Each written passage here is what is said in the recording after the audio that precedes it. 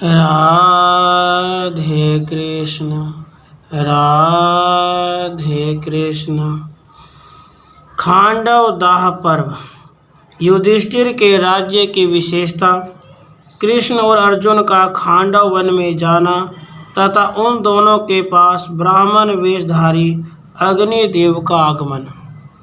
वैशंपायन जी कहते हैं, जन्मेजय राजा धृतराष्ट्र तथा शांतुनंदन भीष्म की आज्ञा से इंद्रप्रस्थ में रहते हुए पांडवों ने अन्य बहुत से राजाओं को जो उनके शत्रु थे मार दिया। धर्मराज युधिष्ठिर का आसरा लेकर सब लोग सुख से रहने लगे, जैसे जीवात्मा पुण्य कर्मों के फलस्वरूप अपने उत्तम शरीर को पाकर सुख से रहता है। भरतश्रेष्ठ महाराज युधिष्ठिर नीतिज्ञ पुरुष की भांति धर्म, अर्थ और काम इन तीनों को आत्मा के समान प्रिय बंधु मानते हुए न्याय और समता पूर्वक इनका सेवन करते थे। इस प्रकार तुल्य रूप में बटे हुए धर्म, अर्थ और काम तीनों पुरुषार्थ भूतल पर मानव मूर्तिमान होकर प्रकट हो रहे थे और राजा युधिष्ठिर चौथे पुरुषार्थ मोक्ष की भांति सुशोभित होते थे। प्रजा ने महाराज युधिष्ठिर के रूप में ऐसा राजा पाया था जो परम ब्रह्म परमात्मा का चिंतन करने वाला, बड़े बड़े यज्ञों में वेदों का उपयोग करने वाला और शुभ लोकों के संरक्षण में तत्पर रहने वाला था। राजा युधिष्ठिर के द्वारा दूसरे राजाओं की चंचल लक्ष्मी भी स्थिर हो गई, बुद्धि उत्तम निष्ठा वाली हो गई और संपूर्ण धर्म की दिनों दिन वृद्धि होने लगी। जैसे यथावसर लोगों में लाए जाने वाले चारों वेदों के द्वारा विस्तार पूर्वक आरंभ किया हुआ महायज्ञ शोभा पाता है, उसी प्रकार अपनी आज्ञा के अधीन रहने वाले चारों भाइयों के साथ राजा युधिष्ठिर अत्यंत सुशोभित होते थे।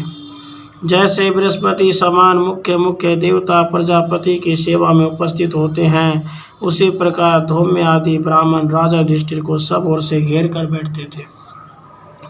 निर्मल एवं पूर्ण चंद्रमा के समान आनंदप्रद राजा युधिष्ठिर के प्रति अत्यंत प्रीति होने का उन्हें देखकर प्रजा के नेत्र और मन एक साथ प्रफुल्लित हो उठते थे। प्रजा केवल उनके पालन रूप राजोचित कर्म से ही संतुष्ट नहीं थी, वह उनके प्रति श्रद्धा और भक्ति भाव रखने के कारण भी सदा आनंदित रहती थी। राजा के प्रति प्रजा की भक्ति इसलिए थी कि प्रजा के मन को जो प्रिय लगता था, राजा युधिष्ठिर उसी को क्रिया द्वारा पूर्ण करते थे। सदा मीठी बातें करने वाले बुद्धिमान कुंती नंदन राजा युधिष्ठिर के मुख से कभी कोई अनुचित, असत्य, असह्य और अप्रिय बात नहीं निकलती थी। भरत श्रेष्ठ महातेजस्वी राजा युधिष्ठिर सब लोगों का और अपना भी हित करने की चेष्टा में लगे रहकर सदा प्रसन्नतापूर्वक समय बिताते थे। इस प्रकार सभी पांडव अपने देश से दूसरे नरेशों को संतप्त करते हुए निश्चिंत तथा आनंद मग्न होकर वहां निवास करते थे। उसके बाद कुछ दिनों के बाद अर्जुन ने श्री कृष्ण से कहा, कृष्ण बड़ी गर्मी पड़ रही है, चलिए यमुना जी से स्नान के लिए चलें। मधुसूदन, मित्रों के साथ वहां जल विहार करके हम लोग शाम तक फिर लौट आएंगे। जनार्दन, यदि आपकी रुचि हो तो चलें। वासुदेव जी बोले, कुंती नंदन, मेरी भी ऐसी इच्छा हो रही है कि हम लोग सुहृदों के साथ वहां चढ़कर सुखपूर्वक जल विहार करें। वैशंपायन जी कहते हैं, भारत यमुना जी के तट पर जहाँ विहार स्थान था, वहाँ पहुंचकर श्री कृष्ण और अर्जुन के निवास की स्त्रियाँ नाना प्रकार के सुंदर रत्नों के साथ क्रीड़ा भवन के भीतर चली गईं। वहाँ उत्तम विहार भूमि नाना प्रकार के वृक्षों से सुशोभित थी। वहाँ बने हुए अनेक छोटे बड़े भवनों के कारण वह स्थान इंद्रपुरी के समान सुशोभित होता था। अंतःपुर की स्त्रियों के साथ अनेक प्रकार के भक्ष्य भोज्य, बहुमूल्य सरस पेय, भांति भांति के पुष्पहार और सुगंधित द्रव्य भी थे। भारत, वहाँ जाकर सब लोग अपनी अपनी रुचि के अनुसार जड़ क्रीड़ा करने लगे।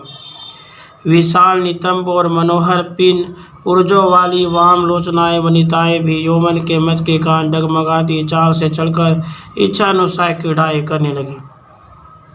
वे स्त्रियां श्री कृष्ण और अर्जुन की रुचि के अनुसार कुछ वन में, कुछ जल में और कुछ घरों में यथोचित रूप से क्रीड़ा करने लगी। महाराज, उस समय यौवन मद से युक्त द्रौपदी और सुभद्रा ने बहुत से वस्त्र और आभूषण बांटे वहाँ कुछ श्रेष्ठ स्त्रियां हर्षोल्लास में भरकर नृत्य करने लगी, कुछ जोर जोर से कोलाहल करने लगी, अन्य बहुत सी स्त्रियां ठठाकर हंसने लगी और कुछ सुंदर स्त्रियां गीत गाने लगी। कुछ एक दूसरे को पकड़कर रोकने और मृदु प्रहार करने लगीं। कुछ दूसरी स्त्रियां एकांत में बैठकर आपस में कुछ गुप्त बातें करने लगीं। वहाँ का राजभवन और महान समृद्धिशाली वन वीणा, वेणु और मृदंग आदि मनोहर वाद्यों की सुमधुर ध्वनि से सब और गूंजने लगा। इस प्रकार जब वहाँ क्रीड़ा विहार का आनंद में उत्सव चल रहा था, उसी समय श्री कृष्ण और अर्जुन पास के ही किसी अत्यंत मनोहर प्रदेश में गए। राजन वहाँ जाकर शत्रुओं की राजधानी को जीतने वाले वे दोनों महात्मा श्री कृष्ण और अर्जुन दो बहुमूल्य सिंहासनों पर बैठे और पहले किए हुए पराक्रमों तथा अन्य बहुत सी बातों को चर्चा करके आमोद प्रमोद करने लगे। वहाँ प्रसन्नतापूर्वक बैठे हुए धनंजय और वासुदेव स्वर्गलोक में स्थित अश्वनी कुमार की भांति सुशोभित हो रहे थे। उसी समय उन दोनों के पास एक ब्राह्मण देवता आए। वे विशाल सार वृक्ष के समान ऊंचे थे, उनकी कांति तपाए हुए सुवर्ण के समान थी। उनके सारे अंग नीले और पीले रंग के थे।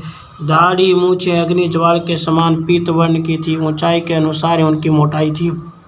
वे प्रातःकालिक सूर्य के समान तेजस्वी जान पड़ते थे। वे चीर वस्त्र पहने और मस्तक पर जटा धारण किए हुए थे। उनका मुख कमल दल के समान शोभा पा रहा था। उनकी प्रभा पिंगल वर्ण की थी और वे अपने तेज से मानो प्रज्वलित हो रहे थे।